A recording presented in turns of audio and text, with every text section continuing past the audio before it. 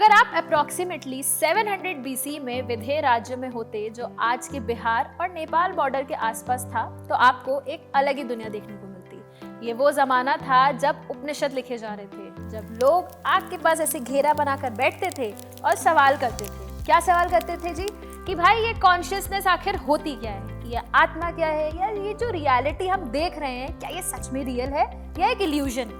और ये वो समय था जब ये सवाल सिर्फ बड़े बड़े साधु संत या महात्मा नहीं कर रहे थे, ये सवाल आम इंसान के घर तक पहुंच चुका था। और इसी तरह के माहौल में एक लड़की बड़ी हुई जिसका नाम था गार्गी, और गार्गी के पिता का नाम था वाचकनु, इसीलिए उनका पूरा नाम हो गया गार्गी वाचकनु। अब जरा समझिए कि उस जमाने में ना दो तरह की औरतें थी, एक जो पढ़ लिख के शादी कर लेती थी और दूसरी जिन्हें ब्रह्मवादिनी कहते थे। ब्रह्मवादिनी मतलब जो अपना पूरा जीवन नॉलेज को दे देती थी। गार्गी ने दूसरा रास्ता चुना। ये सिर्फ एक करियर चॉइस नहीं थी, ये एक डिक्लेरेशन था कि मैं अपना पूरा जीवन अल्टीमेट ट्रुथ की तलाश में बिता दूंगी। अब विंध्य राज्य में कुछ साल बाद क्या होता है कि राजा जनक ना एक बहुत ही बड़ा ऐतिहासिक इवेंट ऑर्गेनाइज करते हैं जिसे ब्रह्म यज्ञ कहा जाता है। सोचिए, एक ऐसा गैदरिंग जहां पूरे देश के सबसे बड़े थिंकर्स एक जगह आए हैं आर्ग्यूमेंट्स करने के लिए, सवाल पूछने के लिए और एक दूसरे की थ्योरीज को चैलेंज करने के लिए। अगर आज की भाषा में बोलें तो ये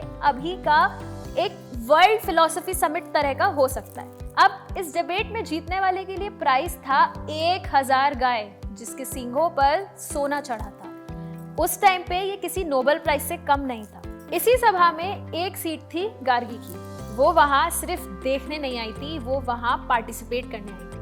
और ये बात अकेले ही काफी थी उस जमाने के लिए। क्यों? क्योंकि उस समय में ऐसी किसी गैदरिंग्स में औरत की प्रेजेंस बहुत रेयर थी। लेकिन जब गार्गी ने अपना प्रश्न पूछना शुरू किया तो सबको पता चला कि ये कोई ऑर्डिनरी प्रेजेंस नहीं थी। लेकिन उस सभा में ना एक बड़ा नाम और था, याज्ञवल्क्य। याज्ञवल्क्य को आज भी एंशिएंट इंडिया के सबसे इन्फ्लुएंशियल फिलोसोफर्स में से माना जाता है।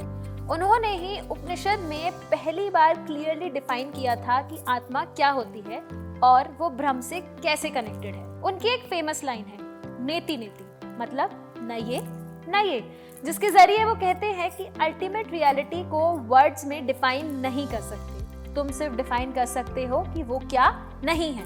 आज की सभा में गार्गी ने डायरेक्टली इन्हें चैलेंज कर दिया था। गार्गी ने याज्ञवल्क्य से एक सवाल पूछा, बहुत सीधा, बहुत सिंपल, लेकिन अंदर से वो सवाल इनफाइनाइटली डीप था। उन्होंने कहा, याज्ञवल्क्य, ये दुनिया जिस फैब्रिक में बुनी है ठीक है, लेकिन वो फैब्रिक किस में बुनी हुई है? जैसे एक कपड़ा बुनने के लिए ताना बाना होता है, रैप एंड वुफ, तो ये पूरा यूनिवर्स किसके ऊपर टिका है?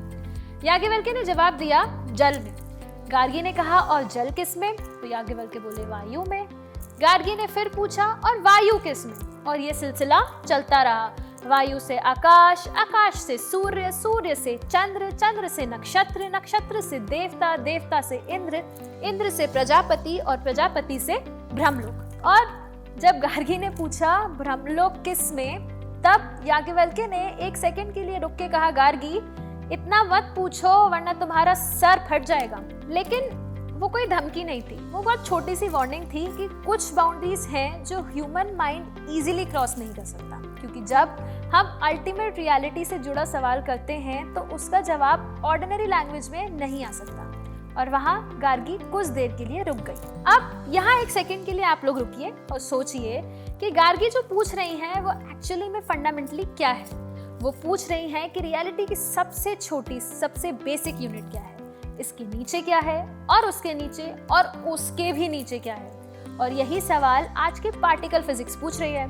हमने सोचा था कि एटम्स सबसे छोटी चीज है, फिर पता चला कि एटम्स में प्रोटॉन्स, न्यूट्रॉन्स और इलेक्ट्रॉन्स हैं। फिर सोचा कि प्रोटॉन सबसे छोटी यूनिट है, फिर पता चला कि उसके अंदर भी क्वार्क्स होते हैं। और जब हमने क्वार्क्स के नीचे देखा तो वहां था एक infinite shimmering web of quantum fields, एक ऐसा फैब्रिक जो प्योर मैथमेटिक्स से बना हुआ लगता है। और आज सर्न के साइंटिस्ट पार्टिकल कोलाइडर्स में पार्टिकल्स को लाइट की स्पीड से तोड़ के देख रहे हैं, तो वो अभी भी यही पूछ रहे हैं कि क्या क्वांटम फील्ड के नीचे भी कुछ और है। गार्गी का सवाल और मॉडर्न फिजिक्स का सवाल सेम है, सिर्फ 2500 साल और एक डिफरेंट लैंग्वेज का फर्क है। और याज्ञवल्क्य का जवाब, अक्षर, दी इम्पेरिशेबल, जो ना बदलता है ना डिस्ट्रॉय होता है। वो आज की लैंग्वेज में कंजर्वेशन लॉस की तरह लगता है। फिजिक्स कहता है कि एनर्जी कभी डिस्ट्रॉय नहीं होती, सिर्फ फॉर्म चेंज करती है। इंफॉर्मेशन कभी खत्म नहीं होता। कुछ चीज है जो इटर्नल है, फिजिकल यूनिवर्स में भी और वैदिक फिलॉसफी में भी। ये कोइंसिडेंस नहीं है, ये एक डीप पैटर्न है जो ह्यूमन क्यूरियोसिटी के अंदर कई सौ साल पहले से बसा हुआ है। तो खैर, कुछ वक्त बाद गार्गी फिर वापस आई उसी सभा में और इस बार और भी गहरा सवाल पूछा।